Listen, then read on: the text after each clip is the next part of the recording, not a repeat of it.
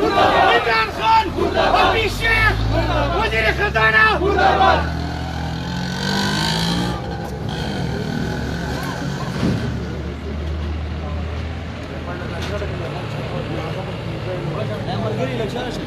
لا منظور لا منظور لا منظور لا منظور ظالمانه بجٹ لا منظور لا منظور ظالمانه بجٹ لا منظور آل پاکستان کلرکس ایسوسییشن زندہباد آل پاکستان کلرکس ایسوسییشن زندہباد آل پاکستان کلرکس ایسوسییشن زندہباد زم ہڑتال تاسو جاری رہے گا ہڑتال جاری رہے گا ہڑتال جاری رہے گا ہڑتال جاری رہے گا ہڑتال جاری رہے گا لا منظور لا منظور ظالمانہ بجٹ لا منظور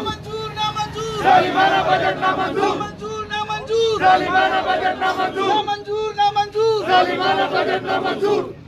لا منظور لا منظور لا منظور لا منظور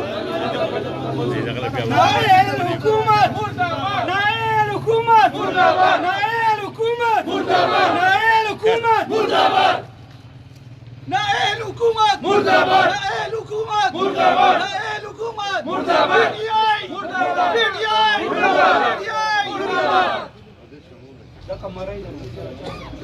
نا منظور نا منظور ظالمانہ بجٹ نا منظور نا منظور نا منظور ظالمانہ بجٹ نا منظور تنخواہوں میں اضافہ کرو تنخواہوں میں اضافہ کرو تنخواہوں میں اضافہ کرو عمران خان مرداباد عمران خان مرداباد عمران خان مرداباد عمران خان مرداباد نا منظور نا منظور ظالمانہ بجٹ نا منظور نا منظور ظالمانہ بجٹ نا منظور پی ٹی آئی مرداباد مرداباد مرداباد مرداباد حفیظ شیخ مرداباد حفیظ شیخ مرداباد ظالم حکمران ظالم حکمران مرداباد IMF ایجنٹان مرداباد IMF ایجنٹان مرداباد IMF ایجنٹان مرداباد IMF بجٹ مرداباد IMF بجٹ مرداباد IMF بجٹ مرداباد نائل حکومت مرداباد نائل حکومت مرداباد نائل حکومت مرداباد اعوذ باللہ من الشیطان الرجیم بسم اللہ الرحمن الرحیم محترم چیئرمین صاحب سوات پریس کلب زما صحافیانو ورونو د سوات غیرتمندو کلرکانو ورونو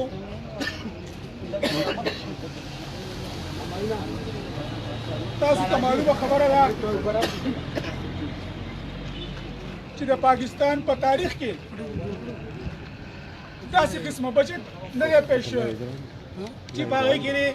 د سرکاري ملازمینو په تنخواګانو کې اضافه نه شوي دا واحد بجټ دی 73 سال لري ملک د جوړېدو شو خو تر اوسه پورې داسې بجټ نه دی راغلی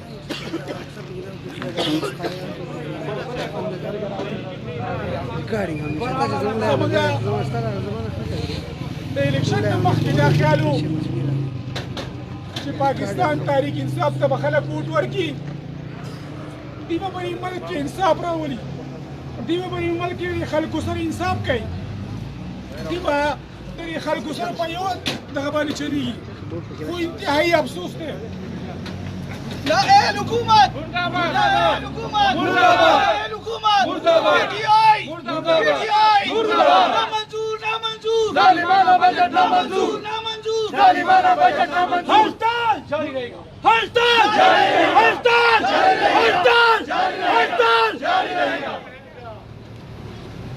نو زمونږ دا خیال و زمونږ دا سوچ و زمونږ دا فکر و چې دا حکومت به سرکاري ملازمینو د خیر ښېګڼې لپاره څه کارونه وکړي خو انتهایي افسوس دی موږ ته چې دغه خلک د بل چا په اشارو چلیږي د بل چا په ایجنډه باندې چلیږي د بل چا په ویناګانو باندې چلیږي او د سرکاري ملازمینو سره د پاکستان په تاریخ کې دومره ظلم چېرته نه و شوی لکه دې چې څومره وکړو موږ دا وایو چې په موجوده وخت کې 300% مهنګایي ده دې ظالمانو دې ډاکوانو دې چور لوټیرانو خپل ځان له په خپلو تنخواګانو کې 300 روپۍ اضافه وکړه زمونږه 320 اضافه وکړه زمونږه دا مطالبه ده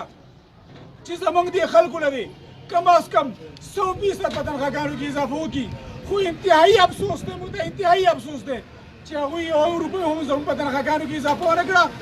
زما په خیال باندې دا د دې ملک دشمنان دي، دا د دې ادارو دشمنان دي، دا د دې غریب ولس دشمنان دي. موږ دې ته وایو چې فوراً د دې خلکو په تنخواګانو کې اضافه وکړئ. که چېرې دې خلکو په تنخواګانو کې تاسو اضافه ونه کړه نو د ټول ملک دا دفترې د ټول ملک دا ادارې چې دي دا به مکمل طور بندې کړو، دا به جام شي. په دې کې به هېڅوک هم کار نه کوي، هېڅوک به هم لکه دفترو ته راځي دا دفترې به بندې شي، دا ادارې به تباه او برباد شي. د دې ذمهوار چې دی دا عمران خان بی، د دې ذمهوار به چې دی حافظ شیخ بی، د دې ذمهوار چې دی عماد اظهر بی.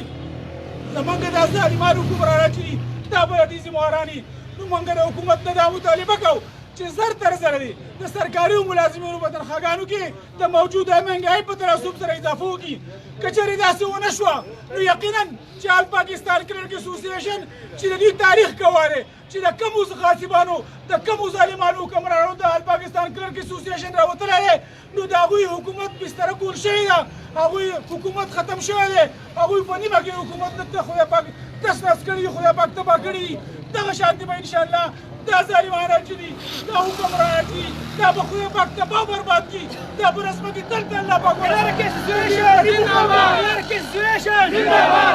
خان، عمران خان، عمران خان د دې غریبو خلکو